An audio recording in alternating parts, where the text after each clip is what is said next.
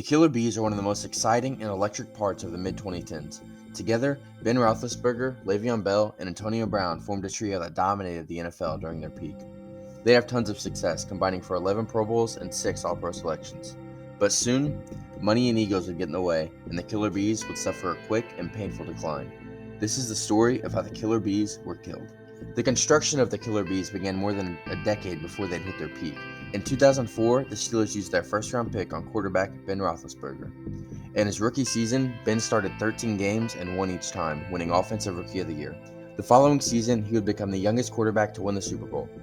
By 2010, Ben had 2 championship rings, establishing himself as the franchise QB in Pittsburgh. In the 2010 draft is where they'd get their second piece of the trio.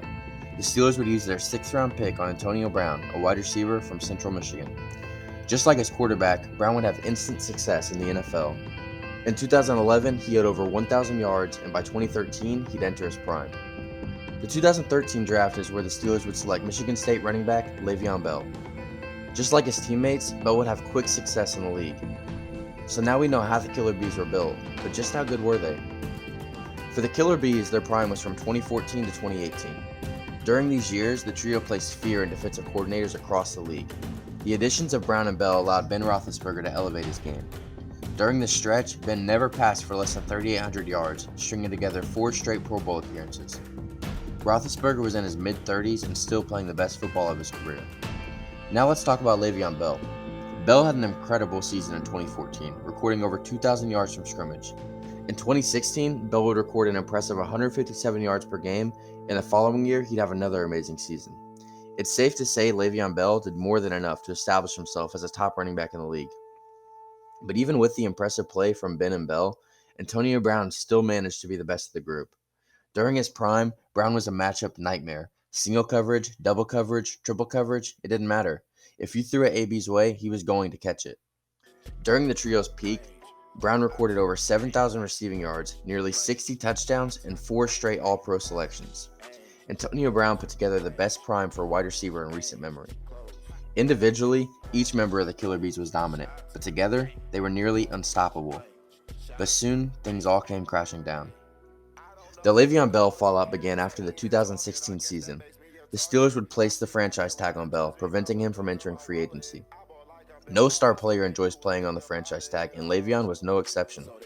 He'd begin a contract holdout before eventually joining the team before the season started. After another impressive season in 2017, the Steelers would once again use the franchise tag on him.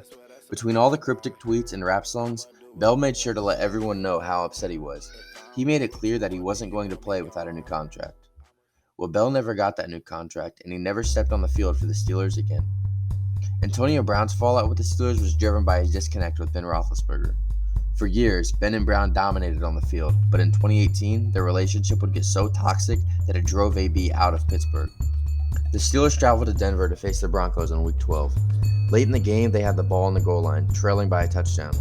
On 3rd down, Ben threw a pass to AB, but it landed in the arms of defensive lineman Shelby Harris. Instead of uplifting his star receiver, Roethlisberger made a radio appearance and bashed Brown for running a bad route. Ben criticizing the team publicly wasn't anything new. Former teammates like Hines Ward and Emmanuel Sanders criticized Ben for those media appearances, but he continued to do them. By Week 17, things got much worse for the Steelers. Their game against the Bengals was a must-win, and they'd be playing without the All-Pro wideout. During the week, Antonio Brown ran the wrong route in practice, and Ben made sure to be vocal about it. He once again criticized Brown, but this time AB retaliated, throwing the ball back at his quarterback. Brown stormed off the field and skipped all team activities leading up to the game. He was benched for the final game, as the Steelers ended up missing the playoffs. The Steelers would ship Antonio Brown off to the Raiders, where his career quickly spiraled out of control. Entering the 2019 season, Ben Roethlisberger was the only member of the Killer Bees on the roster. Unlike his former teammates, Ben would never leave Pittsburgh, but he still managed to have a sudden decline. Early in the season, Ben would suffer a career-altering elbow injury, leaving him sidelined for the entire season. Over the next 2 years, it was clear that age caught up to the quarterback. He could no longer sling it like before, and the entire offense suffered. Ben Roethlisberger would officially announce his retirement on January 27, 2022, marking the end of the Killer Bees era in Pittsburgh. Today, Ben is happily retired, while Le'Veon Bell and Antonio Brown are free agents.